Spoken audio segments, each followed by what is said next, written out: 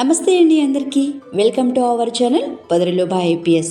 ఈరోజు రెసిపీ వచ్చేసి ప్రసాదం రెసిపీ అండి. దసరా నవరాత్రులు వస్తున్నాయి కదండి. అమ్మవారికి ప్రసాదంగా బెల్లం అప్పాలు ఎలా చేసుకోవాలో సింపుల్గా అండ్ టేస్టీగా తక్కువ టైంలో ఎలా చేసుకోవాలో చూపిస్తున్నాను. చాలా చాలా టేస్టీగా ఉంటాయండి. పైనంతా క్రిస్పీగా లోపలంతా సాఫ్ట్గా ఉంటాయి. అంత టేస్టీగా ఉంటాయి. మళ్ళీ మళ్ళీ చేసుకోవాలని అనిపిస్తుంది మీకు తిన్నారంటే. తప్పకుండా ట్రై చేయండి. మన ఛానల్ ఇంకా ఎవరైనా సబ్స్క్రైబ్ చేసుకోకపోతే తప్పకుండా సబ్స్క్రైబ్ చేసుకోండి. ముందుగా ఒక బౌల్ తీసుకొని అందులోకి 1 కప్పు గోధుమ పిండి, 1 కప్పు వరిపిండి, 1/2 కప్పు ఉప్మా రవ్వ, అలాగే ఫ్లేవర్ కోసం ఇలాచీ పౌడర్, అలాగే టేస్ట్ కోసం కొంచెంగా సాల్ట్ వేసుకొని ఇవన్నీ కూడా స్పూన్తో ఒకసారి వీడియోలో చూపిస్తున్న విధంగా కలుపుకోవాలి.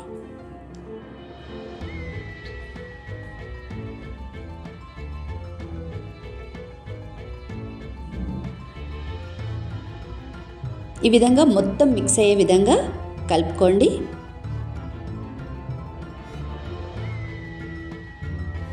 ఇప్పుడు స్టవ్ ఆన్ చేసుకొని కడాయి పెట్టుకొని అందులోకి నేను ఇక్కడ 1 కప్పు బెల్లం సరిపోతుందండి. ఇక్కడ మనకి ఒకవేళ మీరు స్వీట్ ఎక్కువగా తింటే కనుక ఇంకొంచెం బెల్లం యాడ్ చేసుకోండి. 1 కప్పు బెల్లంకి 2.5 కప్పుల వాటర్ పోసుకోవాలి.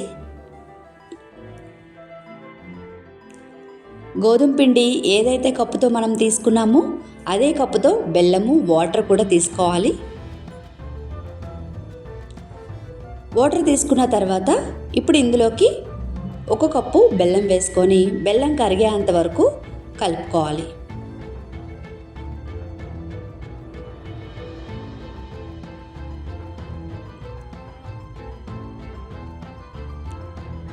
ఈ విధంగా కలుపుకున్న తర్వాత బెల్లం కరిగిపోయింది కదండి. ఇప్పుడు మనము వడపోసుకోవాలి.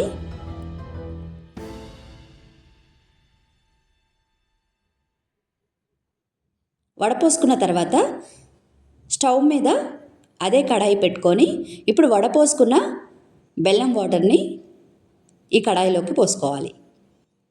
ఈ విధంగా మరుగుతున్నప్పుడు బెల్లం వాటరు పాకం అది ఏమీ రావక్కర్లేదు, మరిగితే సరిపోతుందండి. ఇలా మరుగుతున్నప్పుడు మనం కలుపుకున్న పిండిని ఇలా పోసుకుంటూ కలుపుకోవాలి. ఇప్పుడు చిన్న మంట పెట్టుకోవాలి. ఈ విధంగా దగ్గర పడేంత వరకు చిన్న మంట మీద మాత్రమే కలుపుకోవాలి. ఉండలు లేకుండా కలుపుకోవాలి బాగా.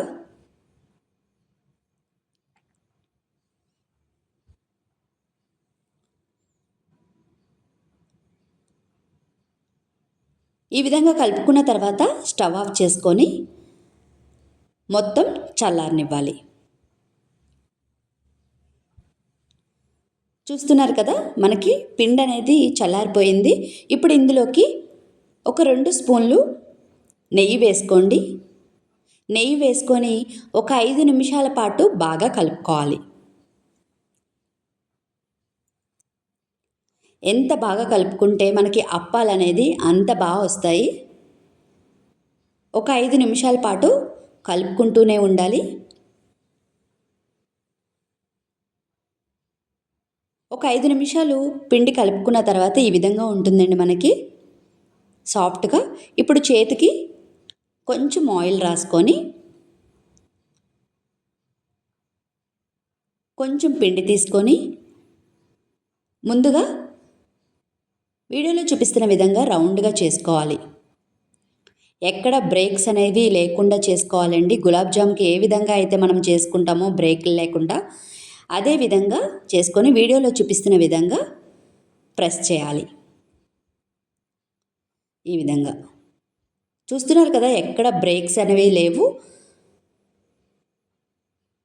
విధంగా చేసుకొని పక్కన పెట్టుకోవాలి. అన్నీ కూడా అదే విధంగా చేసుకోవాలి. ఎక్కడ బ్రేక్స్ అనేవి రాకుండా చేసుకోవాలి, లేదంటే గనక ఆయిల్లో వేసేటప్పుడు విడిపోతాయి.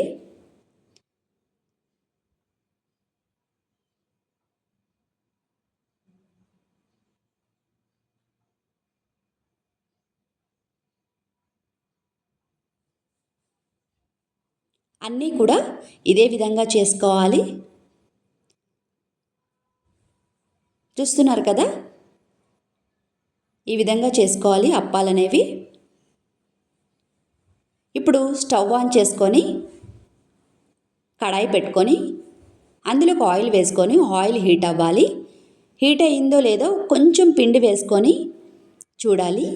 హీట్ అయిన తర్వాత లో ఫ్లేమ్లో పెట్టుకొని మంట అనేది ఇప్పుడు అప్పాలనేది వేసుకోవాలి. అప్పాలు వేసుకున్న తర్వాత వెంటనే కదపకూడదు. కడాయికి సరిపోయేంత అప్పాలు మాత్రమే వేసుకోండి. వెంటనే కదపకూడదు. అలాగే మీడియం ఫ్లేమ్లో మాత్రమే ఫ్రై చేసుకోవాలి, లేదంటే కనుక మాడిపోతాయి. లోపలనేది ఉడకదు మనకి పిండి అనేది. ఒక్క నిమిషం ఆగిన తర్వాత ఈ విధంగా కలుపుకోవాలి.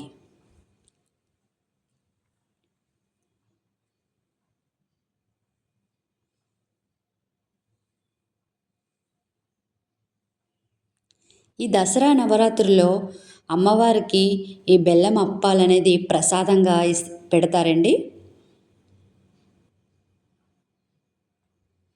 ఈ విధంగా ఫ్రై అయిన తర్వాత ఇప్పుడు ఒక ప్లేట్లోకి తీసుకోవాలి. ఫ్రై అవ్వడానికి కొంచెం టైం పడుతుందండి. అలా అని హై ఫ్లేమ్లో పెట్టుకోకూడదు, మీడియం ఫ్లేమ్లో మాత్రమే చేసుకోవాలి ఈ అప్పాలనేవి. లేదంటే మనకి పైన కలర్ వచ్చేస్తుంది, లోపల మాత్రము పిండి అనేది ఉడకదు.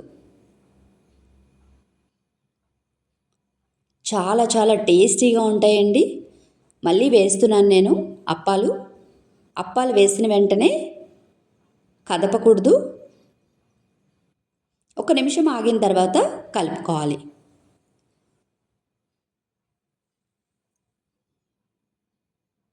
పిల్లలు కూడా ఇష్టపడి తింటారండి ఈ అప్పాలనేవి.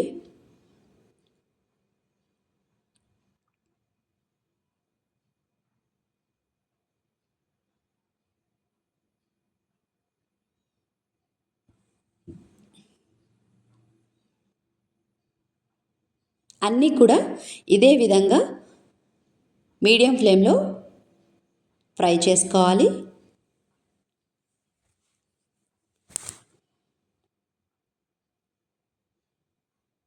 చూస్తున్నారు కదా, మనకు అప్పాలనేవి రెడీ అయిపోయినాయి. చాలా పైనంతా క్రిస్పీగా, లోపల సాఫ్ట్గా వచ్చాయి. చాలా చాలా టేస్టీగా కూడా ఉన్నాయండి. తప్పకుండా చేసుకోండి.